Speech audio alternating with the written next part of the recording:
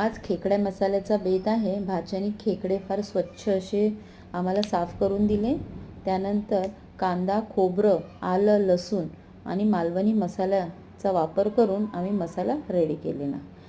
कांदा छान ब्राऊन केला, कोथिंबीर टाकली, खोबरं देखील छान ब्राऊन केलं। त्यानंतर कांद्याची पेस्ट करून घेतली आणि खोबरं पण बारीक वाटून घेतलं। डेंगे जे बारीक होते तेही मिक्सरला वाटून घेतले आणि त्याचा रस्सा घेतला आणि हा चोथा आहे तो आम्ही फेकून दिला।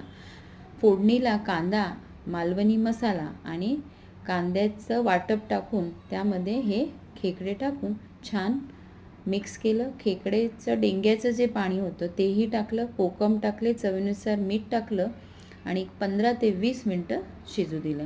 त्यानंतर खोबऱ्याचं वाटप टाकलं। तयार आहे आपला खेकडा मसाला। माझी रेसिपी तुम्हाला आवडली असेल तर चेतनास किचनला लाईक, शेअर आणि सबस्क्राईब